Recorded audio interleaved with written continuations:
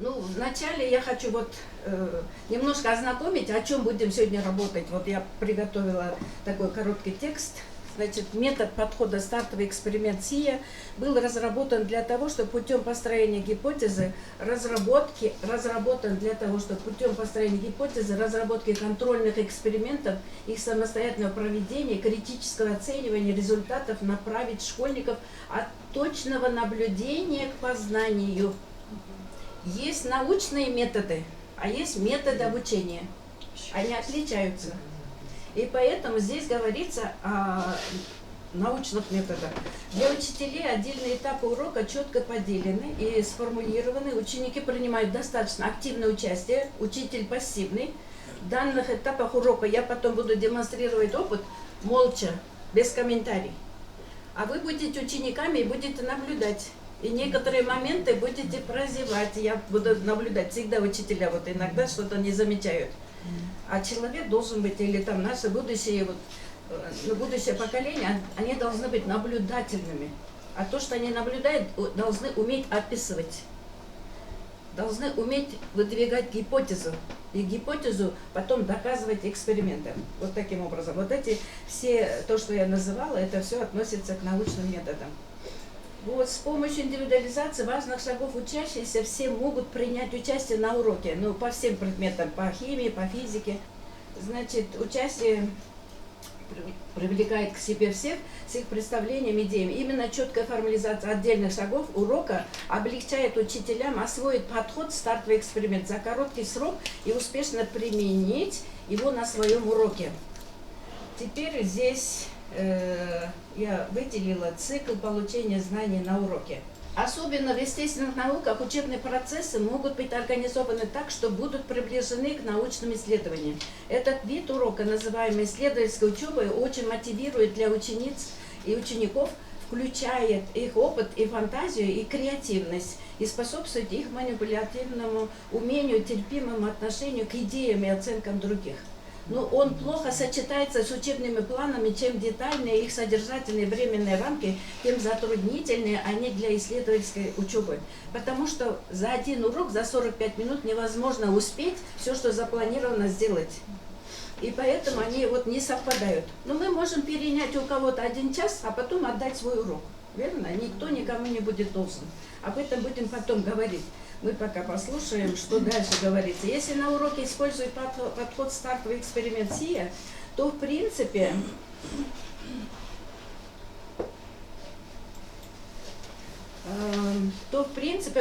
придерживаются направления на получение знаний, как оно используется в науке и исследовании. При этом для обучающихся не играет никакой роли, что найденные ими концепции, правила уже им знакомы. Для них важно, и это переполняет их гордостью, что они сами посредством размышления, экспериментов смогли развить эти концепции и правила.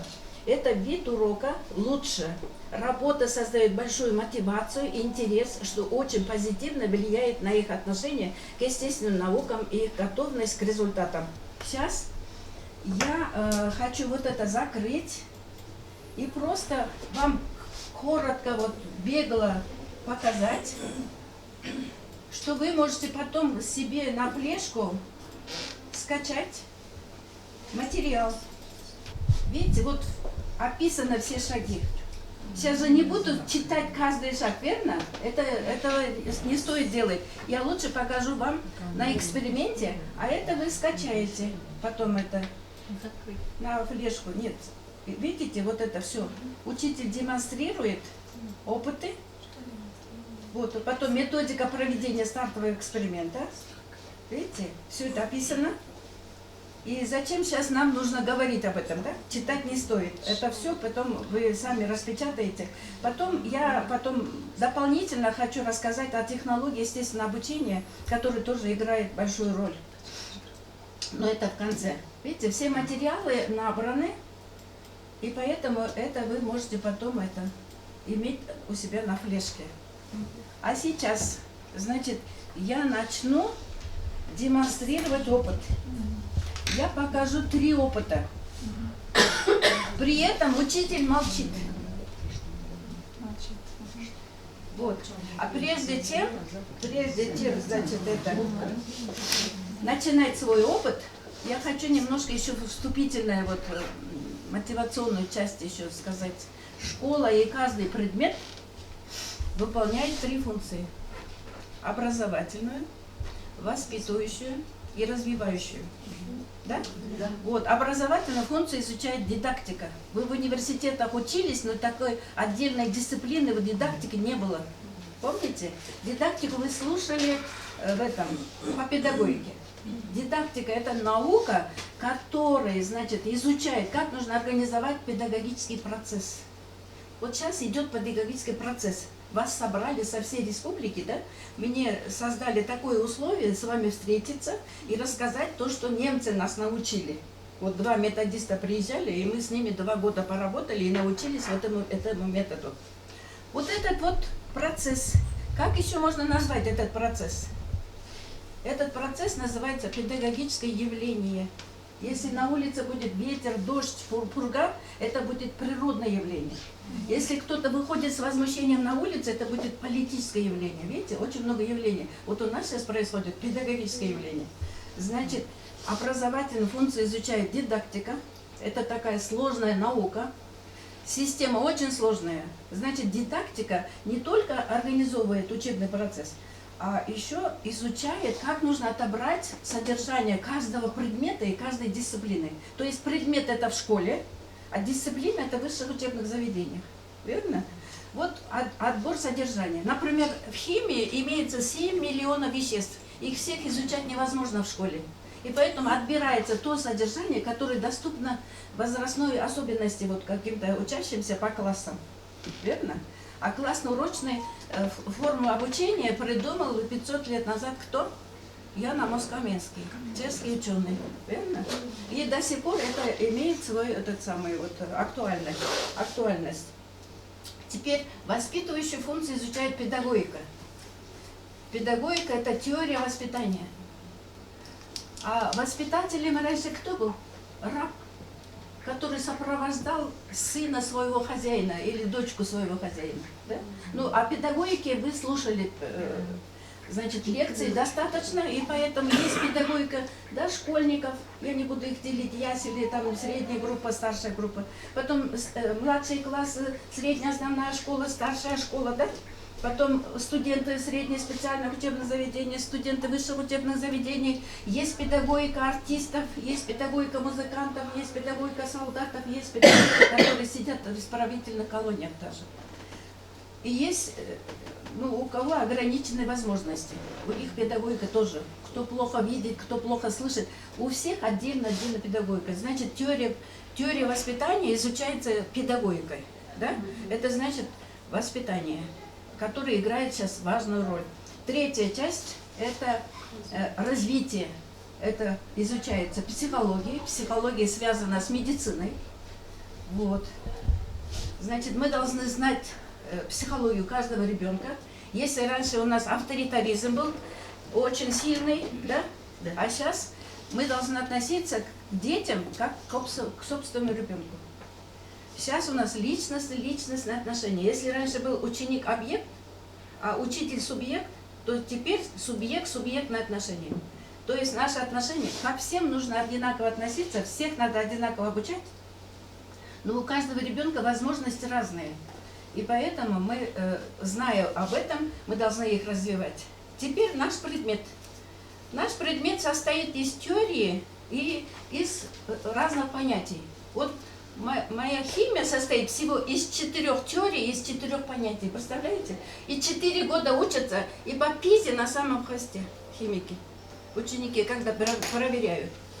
Потому что, значит, наверное, не так обучаем. Но есть такие дети, которых я возила на международные олимпиады, и они сейчас живут в разных странах. Например, один из них живет в Германии и работает с лауреатом Нобелевской премии, с немцем. Он в Чехии закончил докторантуру. И есть такие умные ребята. Таких примеров очень много. Живут в Америке, живут в Швеции. Вот эти олимпийские резервы. которые прошли только через меня. Через меня 7 человек закончили МГУ. Они поступили без экзамена на химфак. Закончили, а потом уже за рубежом закончили докторантуру. И один из них работает в Саудовской Аравии. Он в Америке стал доктором химических наук. Вот. И поэтому такие ребята у вас в школах тоже имеются. Только их надо научить учиться. Потому что учебный процесс – это двухсторонний процесс. Учитель обучает, а ученики учатся, верно? Раньше говорили, вот этот учитель профессионал. Это очень сильный учитель, уважаемый учитель. А сейчас говорят, компетентный учитель. Понимаете? Раньше вот мы делили ЗУН, знания, умения, навыки. Это программный материал. А компетентность и компетенции – это деятельность. Деятельность учителя и деятельность ученика. Это компетентность. Компетентность и компетенции тоже можно оценивать. Это отдельные лекции, поэтому просто я хочу общее такое вам сказать, чтобы вот дать путь, к чему мы придем. Но теперь уже наш предмет, значит, и вы должны определить, ваш предмет сколько понятий имеет и сколько теории имеет. У меня 4, да? И 4 года учимся. Вот у других предметов по-другому. Вот нужно определить, каким понятиям вы обучаете и каким теориям вы обучаете. Вот если вот от частного к общему идете, от частных вопросов к теории идете, это будет индуктивный подход. А если от теории идете к частным вопросам, это будет дедуктивный подход. Все это вы в университетах учили. Да? Теперь школа и предмет отвечает на 4 вопроса. Первый вопрос. Для чего обучаем детей? Для чего? Не для того, чтобы они на олимпиадах побеждали, не для того, чтобы они в университет поступали. Это их цель, и цель их родителей. Для этого нужно очень глубокие знания иметь, чтобы поступать, да, и чтобы побеждать. Вот. А наша цель школы и предмета – подготовить достойных, всесторонне развитых членов нашего общества. Человека, верно? Это первое. То, что мы должны человека воспитывать. А второе – научить познать мир. А мир бывает созерцаемый, несозерцаемый и вообще, который очень далеко от нас находится. То есть микромир, макромир, который нас окружает, да, который можно видеть. И мегамир – это космос. Верно? Мы живем в части космоса на Земле. Если Землю разделить ровно на 4 части, 1/3 часть суши, где живут люди, животные, ну и в воде живут животные, верно? И 3/4 это вода. И представьте себе, 97% воды соленая, питьевой воды 3% всего. И люди очень нерационально используют воду. Вот для чего вообще нужно вот это образование, начальное, школьное образование, потому что все начинается с фундамента же, да? А дети говорят, зачем мне твоя химия, биология, зачем вот это мы изучаем, мы теряем время. Они так думают, но ненужных предметов нету. Если вы где-нибудь встретите книжку «Концепция современного естествознания» автора Горелова А.А., «Концепция современного естествознания», купите обязательно для общего кругозора, пожалуйста, и для своих детей.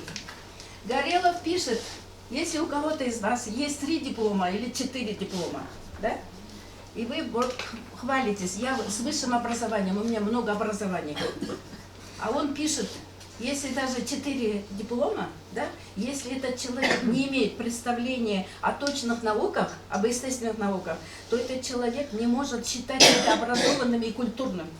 Значит, прежде всего на первом месте культура. А все, чему мы обучаем, это часть культуры.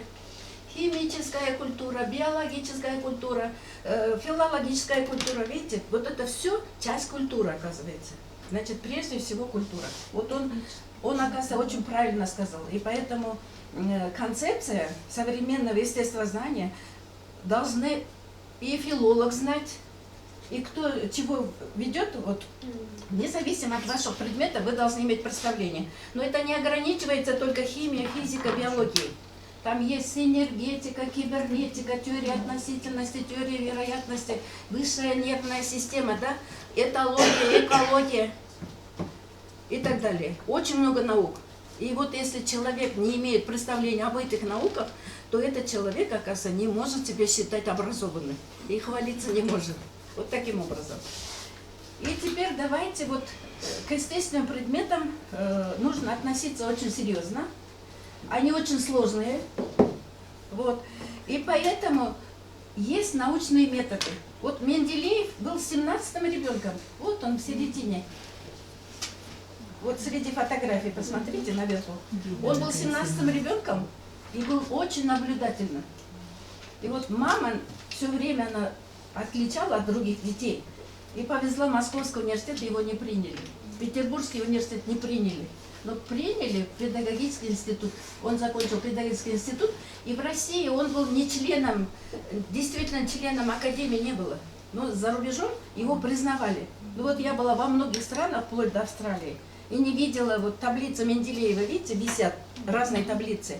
И там у нас Менделеев, портрет Менделеева. А за рубежом нету. Просто написано «Периодическая система химических элементов». Но его признавали. В одно и то же время, когда он открыл закон о периодической системе, да, о периодическом законе, было всего 63 элемента. И тогда немецкий ученый Мейер тоже открыл этот закон. Но у него было идеологически много всяких формулировок, а Менделеев на 3 месяца пораньше опубликовал свою статью, и его признали во всем мире. Это общепризнанный закон. Но он 40 лет работал над этой таблицей. Если бы он сегодня жил, он бы это за 5 минут создал бы эту таблицу. Почему? Потому что в то время они не могли отличить молекулу от атома. И, в общем, элементарных частиц они плохо знали. Теперь об элементарных частицах, пока я вот от волнения не забыла, я вам хочу сказать, вот мы все родились от мамы. Верно? От папы и от мамы. И вот когда мы образовались, у мамы в чреве были одной клеткой. Вот эту клетку можно изобразить вот одной точкой, если точку я поставлю сюда карандашом, да, и разделить эту точку на 200 частей. 1/200 часть соответствует вот этой клетке, когда мы образовались у мамы. Представляете? И потом по геометрической прогрессии вот 1 делится на 2, 2 на 4, вот таким образом 3 месяца уже животик, через 9 месяцев ребенок рождается. Вот эту клетку можно посмотреть электронным микроскопом. И там внутри там есть органоиды, и все это можно отличить, что там находится. А вот атом не можем показать. Я не могу показать. Посмотрите на атом водорода. Нет такой возможности, потому что электронный микроскоп тоже не показывает. Вот это все несозерцаемое является это микромиром, да? Атом. У физиков есть кварк. Такая элементарная частица. Есть элементарные частицы. Вот на уровне кварка, атома изучают физики. На уровне молекулы изучается химией. Да? На уровне клетки изучается биология. В нашем организме синтезируется ежесекундно белок. Вот, значит, мы поняли микромир, макромир, все, что нас окружает. Это животный мир, растительный мир, потом биосфера, верно? Вот. Теперь вот немцы, вот эти, которые нас обучали, они, значит, вот из 9 вопросов, 1 вопрос только вам скажу. Они составили вопрос. Из 3 слов составить правильное предложение. Молекула, атом, клетка. Вот 3 слова. Сделайте правильное предложение. То есть составьте правильное предложение. Ученик пишет. Атом состоит, я потом прочту, вот здесь мы анализировали, здесь есть о результатах вот этой проверки. И вот эти ошибки приведены вот здесь. Значит, ученик пишет, атом состоит из клеток, которые состоят из молекул. Он ни молекулу не знает, ни клетку не знает, ни атом не знает. Значит, ни физик хорошо обучает, ни биолог хорошо обучает. В общем, сегодня прошли урок, все. И раньше была у нас знаниевая парадигма, то есть только знания давали. А сейчас это невозможно, потому что вот в клетке, да, в клетке находятся молекулы, а молекулы состоят из атомов. Ну, потом я еще прочитаю некоторые, это самые, пока не забыла. Ну вот, теперь логический вопрос на логику. Вот Бенджамин Блум, это американский психолог, он же делит, значит, вот это мышление на 6 уровней. Знание, понимание, применение, анализ, синтез и потом оценивание. И вот 2 американских еще ученых, там Андерсон и Красволь, они вдвоем еще доанализировали вот эту теорию Бенджамина Блума, и они дополнили созидание, 7-й уровень еще. 7-й уровень. А при Советском Союзе эти уровни были определены. Это какие были уровни? Репродуктивный уровень, соответствует вот этим первым 3: знание, умение, применение. Да? Потом, значит, продуктивный уровень, репродуктивный, продуктивный и креативный. Вот среди вас, или вы все креативные учителя, потому что вы пользуетесь компьютером, вы умеете находить все вот эти, у вас есть все компетенции. А что такое компетенции? Компетентность – это вот у человека есть способности, все качества, да, все возможности, все свойства, таланты. Вот это все в совокупности называется компетентность. Это есть авторитетность. А компетентность состоит из компетенций. Вот на мне бусы висят, да? Вот если бы я на одну ниточку повесила бы одну бусинку и повесила бы на себе, это бы не смотрелось. А так это как будто украшение, да? Меня облагораживает, мне дает удовольствие. Это вещь какая-то, верно? Это целая вещь. И поэтому вот это компетентность. А каждая бусинка – это компетенция. Значит, она умеет писать конспект, она умеет искать в компьютере, в интернете информацию, она может дополнительную литературу использовать, она умеет очень хорошо рассказывать, да, которую трудно в доступной форме может довести до учащихся. И, короче, у нее очень много способностей. Вот эти все ее возможности, все, что она знает, это компетенции, а все в совокупности – это компетентность. Но компетентность – это не зум, это не знание, умение, навыки. Это относится к программному материалу. И учеников мы тоже должны формировать компетентность и компетенции. А компетентность бывает информационная, да? Потом социально-коммуникативная, потом самореализация, и принятие решений, и потом предметные компетенции. А к предметным относится очень много компетенций. Но сейчас лекция не о компетенциях, я просто хочу привести вас к одному примеру. Допустим, вот это что такое? Вы, ученики, отвечайте мне, что это такое? Стол. Это стол. Из чего сделан стол? Из дерева, да? Дети говорят, из дерева. Похоже на дерево, но это же не дерево, а из опилок прессованной мебель, прессованной, да? И теперь я говорю, вот этот стол уже совсем состарился, уже невозможно использовать. Что можно сделать с него? Дети что говорят? Можно сжечь. Как топливо применять, да? И вот мы положили в печку, рубим, и потом это положили в печку, и появляется свет и тепло. Теперь спрашиваю, откуда этот свет и тепло? Теперь отвечайте, откуда? Солнце. Окисление происходит. Сказали солнце. Это подсказка. Вот слушайте, вот смышленый ребенок отсюда идет вон туда, на улицу. Вот дерево растет, да? Дерево растет. Летом листочки появляются. А листочки вот в нижней части есть там устицы, откуда поступает СО2, углекислый газ, а с корня поступает вода. И образуется бета-глюкоза. Это органическое вещество. И все эти бета-глюкозы в сочетании потом организуют целлюлезу. И вот этот вот столб, оно расширяется, становится толще. И годовые вот эти колечки появляются, да? И при этом летом, когда под солнцем только происходит что? Фотосинтез. И фотосинтез, вот с помощью фотосинтеза солнечная энергия накапливается в дереве. Потом из дерева сделали мебель, и чтобы опилку не выбрасывать, чтобы не потерять такое сырье, вот прессовали и сделали такую мебель. И в каждой вот крупице вот этой опилки находится солнечная энергия. А при горении вот эта солнечная энергия превращается в химическую энергию. Видите? Здесь физика, здесь химия и биология. То есть межпредметная связь везде нужна. И вот эту логику, вот к этой логике должны научить детей. Вот этот атом, молекула, когда вот из 3 слов они не могли. Вот кыргызскоязычным я сейчас дам 4 слова.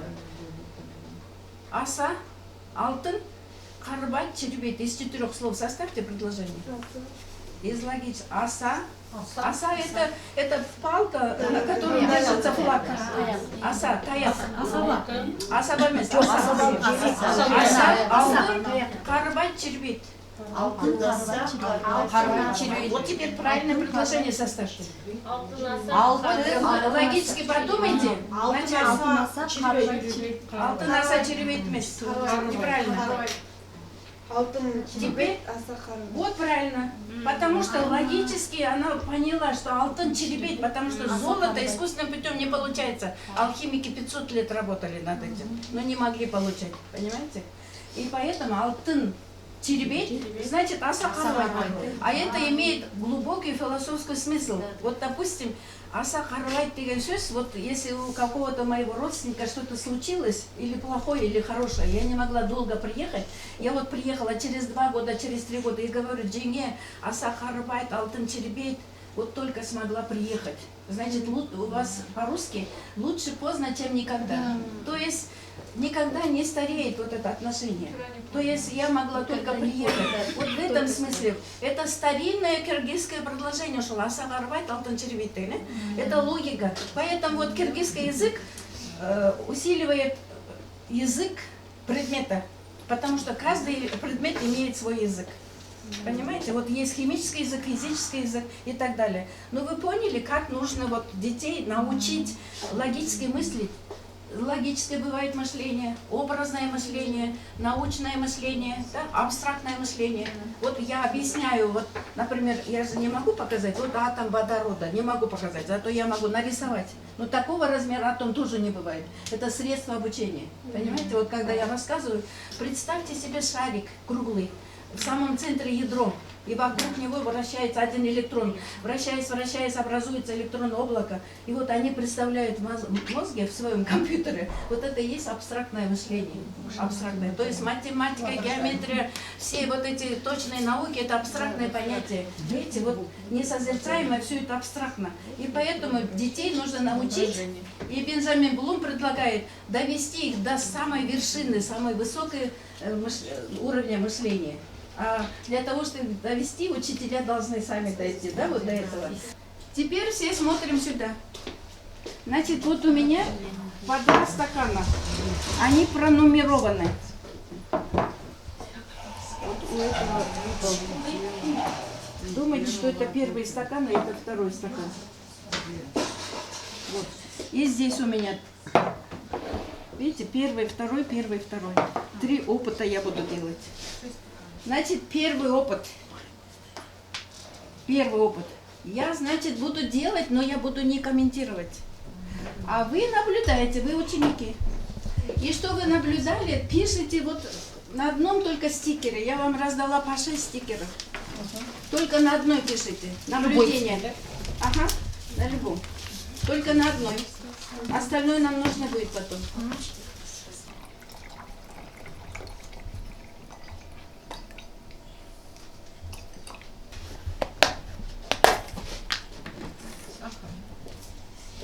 Здесь определить вещество не нужно.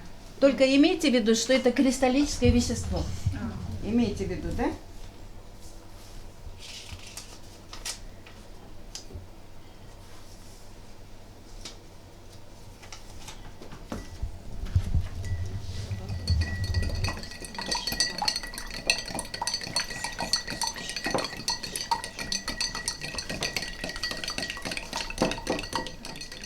Наблюдаем, что происходит. Растворилось одновременно. Вот теперь смотрим. Разница есть? Да. Birinci стакан толы verdi. Прозрачная. Теперь это, сейчас не надо комментировать, пишите свое наблюдение. Ага. Значит, в первом стакане, втором стакане. Это самые простые, доступные. Немцы вот нам говорили, чтобы это был безопасный опыт, да? Из самых простых веществ, которые под рукой, да? И чтобы это было безопасно. В 2 химических стакана налили одинаковое количество жидкости, добавили кристаллическое вещество, смешивали, наблюдали за растворением. В 2 стаканах растворимость этих веществ была не одинакова. Вы по-моему. химик? Я химик. химбиолог. Поэтому вы потому что я сразу заметила, у вас терминология химическая. Хорошо, понятно.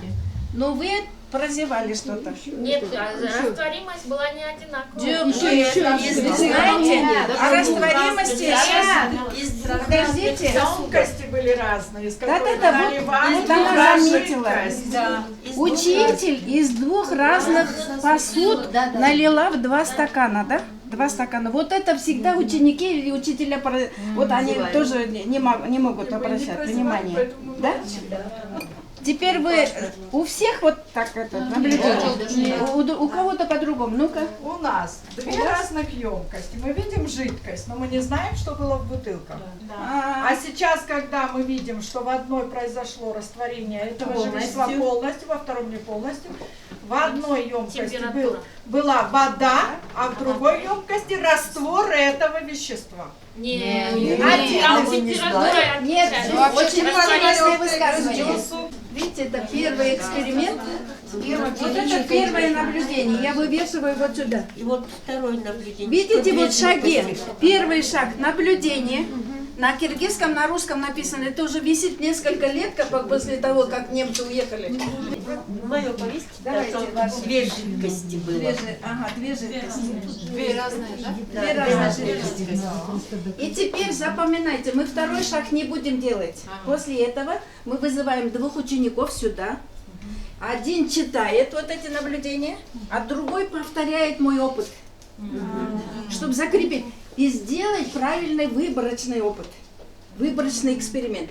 И вот этот, значит, и это правильно. Можно же сказать, да? Что здесь правильно сказано и здесь правильно сказано. И поэтому давайте вот из 2 бутылок будем считать, что это правильно, еще правильней. И поэтому мы на выборочное наблюдение перевесили. Второй шаг поняли? Теперь 3-й шаг. 3-й шаг, я пишу вопрос. Значит, вопрос я сформулирую так. Почему? Почему? Вот в этом первом стакане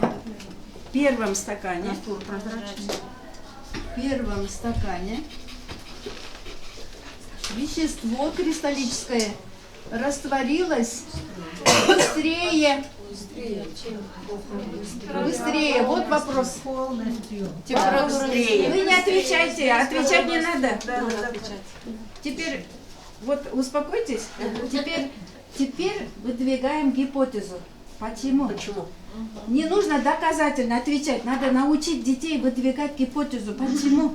Вот она сказала, что она подумала, что в одной бутылке был раствор уже готовый. Но здесь раствора нет. Значит, температура.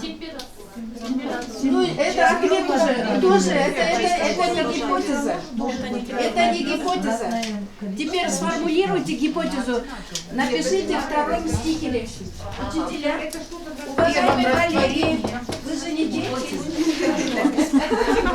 Теперь выдвигайте гипотезу. Вот теперь как нужно выражать или как нужно сформулировать? Возможно, в первом стакане, первый стакан было прилито, может быть, пигмент. Не пигмент, а теплая вода. Теплый растворитель. А это конкретный же ответ.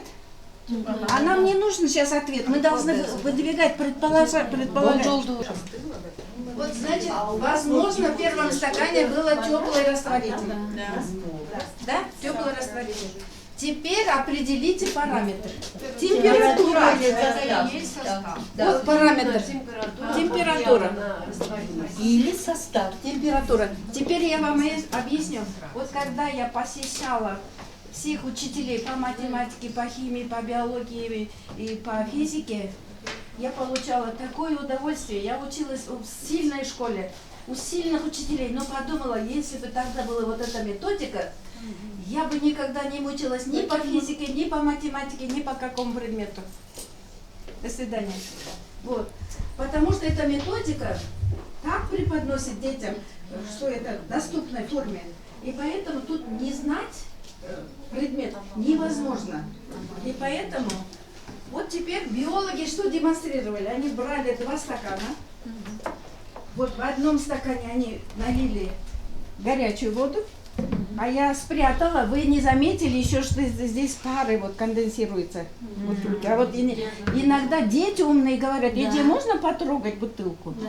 А вы не сказали об этом, да? Потом вы не заметили пары. Потом многие не заметили, что я из 2 бутылок наливала в разные стаканы. Видите? Вот таким образом. А биологи провели такой эксперимент. Значит, наливали в холодную и горячую воду. И туда наливали белок яйца. Белок яйца. Здесь получилось мутный раствор, а здесь свернулось, сварилось яйцо. Теперь придумайте практическое применение вот этого опыта. Вот эти знания, где можно пригодиться? Скорость растворимости. Скорость растворимости. Денатурация. Вот когда у ребенка, у человека повышается температура, точно такой процесс происходит, и человеку приводит к смерти. Это вот какое имеет значение. Раньше мы только нажимали, то есть делали акцент на академическое знание, а теперь нужно применять свои знания, как у Бенджамина Блума. Вот знание, понимание и применение. Понимаете? Вот каждый год вы слышите, кто-то угорел угарным газом. Слышите же? Да? Они все учили в 8 классе горение угля. Вот когда уголь горит, происходит 3 реакции. Уголь горит, получается углекислый газ. Потом углекислый газ вступает с накаленным углем красным. И получается СО. 2 СО. Это угарный газ. И вот как нужно определить, где угарный газ? Когда вот большое вот это отверстие верхнее открываете, идет голубой этот огонь. Вот это и есть угарный газ. И вот люди жалеют угля, тепло, и закрывают нижнее отверстие. И тогда угарный газ выходит в комнату. И они ложатся спать, утром они не встают, умирают. Видите?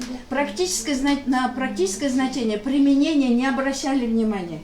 Понимаете? Вот нужно детям сказать, передайте дома, вот эту реакцию нужно дома рассказать всем родственникам. Применение. Об этом. И каждый год этот случай происходит. Каждый год. Потому что химию мы так обучаем. А химическое вот знание всем, даже балерине, даже вот домохозяйке, всем нужно химическое знание. Только минимальное количество знаний, да? Минимальное это 2 часа. Теперь опять это откладываю, беру опять 1 и 2 стакан. Смотрим внимательно. Ну вы извините, если у меня будут руки трястись, да? Я вообще-то после капельницы. Или живая. Теперь. Вот учителя с киргизским языком обучения не могут назвать одну вещь. Потом я вам скажу, что это такое. Они одно слово не знают на киргизском языке.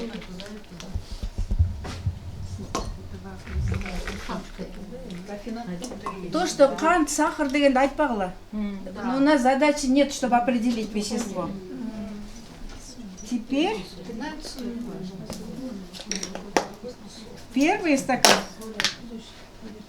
Ну вот я молчу, без комментариев.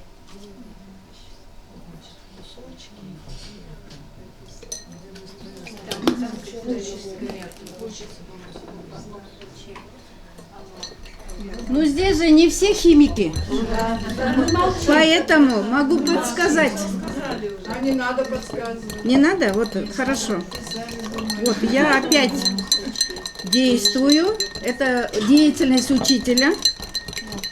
Но я должна молчать, закрыть рот.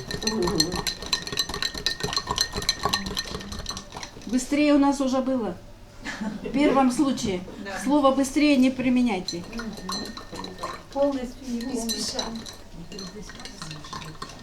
Ну все, я останавливаюсь. Значит, есть разница? Разница есть. Теперь, значит, кто написал наблюдение? Что сделал учитель в этом случае? Прочитайте. Скорость. Она связается. Скорость здесь Мы до этой темы еще не дошли. Скорость химической реакции совсем другая тема в 9 классе. Бұл жерде жаңақыдай эле опыт, эки бирдей стакан, экөөнө тең бирдей көлөмдөгү, бирок эки идишти бир эле стаканга куюлду, экөөнө тең. Эмне үчүн билесизби ошону? Эмне үчүн мен экөөнөн тең бирди куйдум? Температура. Потому что здесь температура уже ни при чем.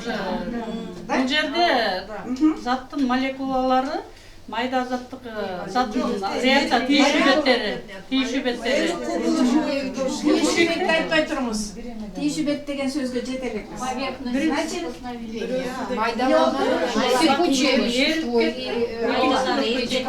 первом стакане полностью растворилось, а во втором стакане не полностью растворилось. И теперь назовите, мы у меня мне салдым. Кубик. Это ошибка. Рафинат ошибка. Нет, цельнокристаллическое. Кристаллическое вещество. Только кандай кристаллдык вещество? Нет, там мелкие кристаллы, здесь крупные. Здесь вот на русском правильно. Крупнокристаллическое вещество. Здесь мелкокристаллическое вещество. А на киргизском как это? Чакмак болбойт. Чакмак болбойт. Кубик болбойт. Ири да болбойт. Ири болбойт. Видите, вот слово не знают. Киргизское слово не знают. Гесек. Видите, а как дети, от детей как можно добиться? А? Майда. Кесек зат, майда зат. Кесек кристалдык зат. Кесек кристалдык зат. Майда кристалдык зат.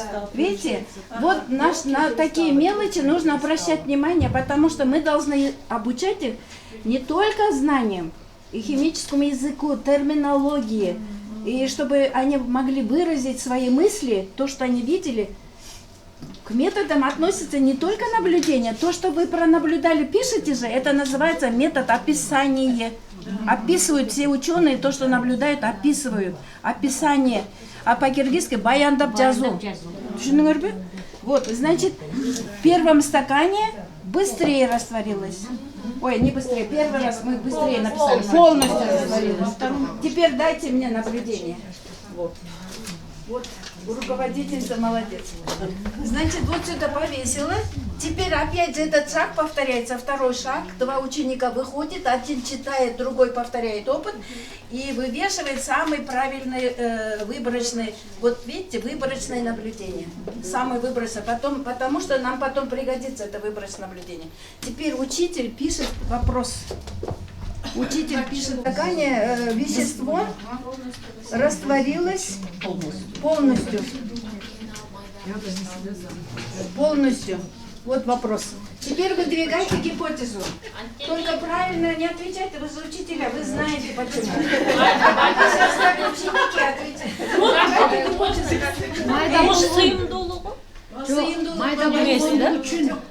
Толық ересі болуш керек. Меніңше балки майда кристалдық зат.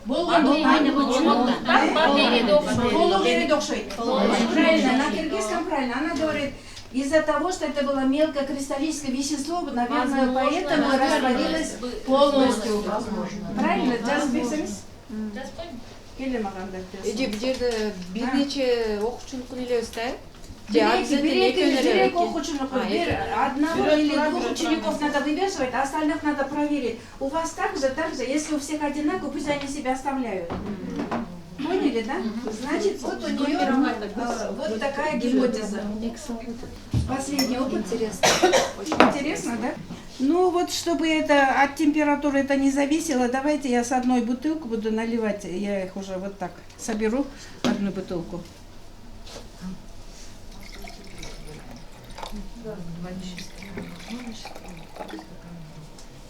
Ну вот, поменьше. Налила. Теперь смотрим.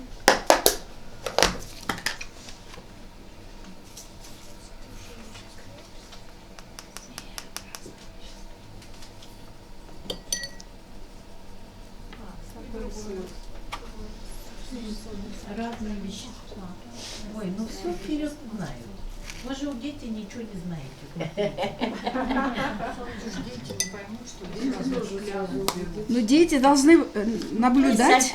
Они должны писать, Они- что видят. Да.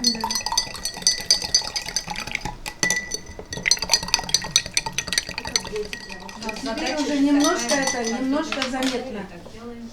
Есть разница? Да. Разница есть. Вот такая разница должна быть. Здесь прозрачная. Здесь мутная. Да? Мутная. Вот. Значит, наблюдение пишем. Вывешиваем, дайте ваше наблюдение.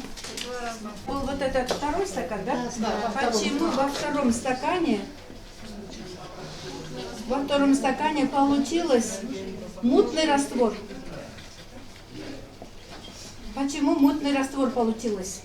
Теперь выдвигайте гипотезу. Возможно, эти Это говорю к вещества Салманам, я бы имеют хотела, чтобы... разные физические А можно эти биологи, кто-нибудь? Давайте. Нет, это не я вообще говорю. Вот я как химик говорю, хорошо растворимая и... Нет, ну давайте биологи. Вот Давайте биологи. видите второй Азер, по стакан. одному говорите. А можно второй стакан подвинуть, там же не все еще растворилось. Не все растворилось. Самое главное, чтобы вы видели вот это здесь прозрачно, а здесь Один было, немножко оно немножко осело, когда смешали. Экипаж кого-то такое. разные вещества. Возможно, эти вещества имеют разные физические свойства.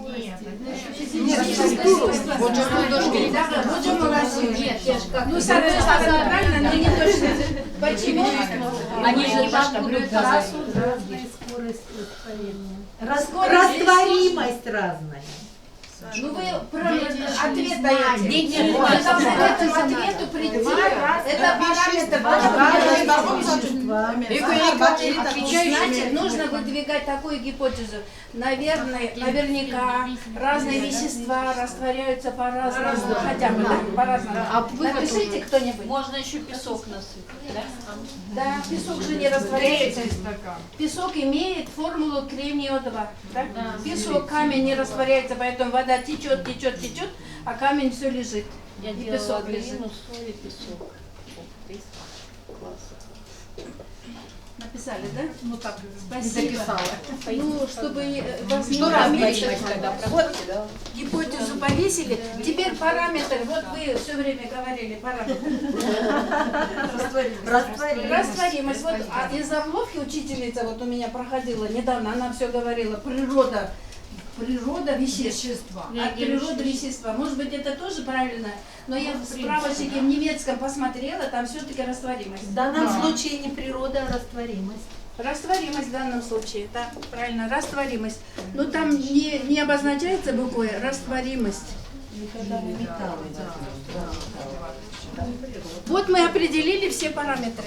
Теперь вот первый вопрос, первая гипотеза, первый параметр.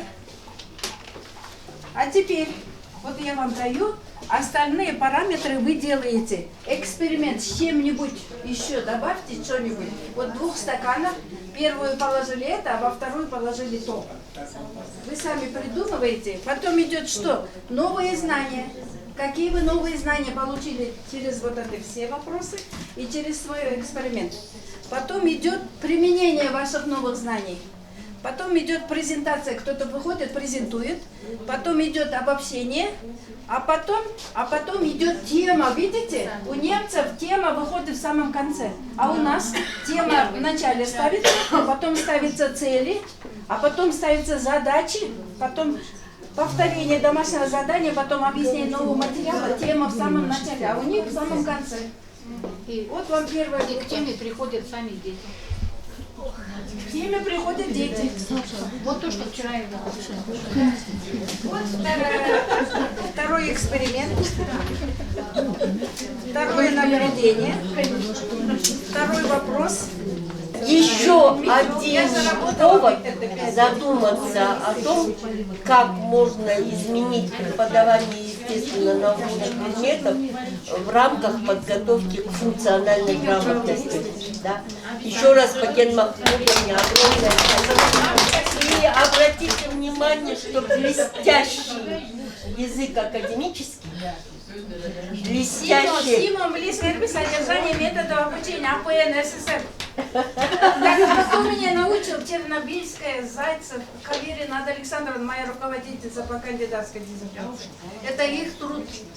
Конечно, я когда приехала поступать в университет, я сомневалась, как правильно сказать, кто последний или кто крайний. И я потом научилась читать лекцию, терминологию выучила. Я выучила турецкий язык. Ну, английский я полностью до уровня турецкого не довела. Но с одним предложением I don't speak English. Я была почти в 10 странах, вплоть до Австралии, в Канаде, везде, в Европе. А потом стала учить английский тоже. И причем блестящее знание кыргызского языка. Вы увидели, как классно, точно Я про поставлено. свою маму книгу написала Да, и презентовала. да. Замечательная книга, Да. написана Мама написала замечательным языком. мемуары, я выпустила как книгу. То есть, если человек в науке, в педагогике, в дидактике, Спасибо. то вот результат вот такой. Еще раз огромное спасибо.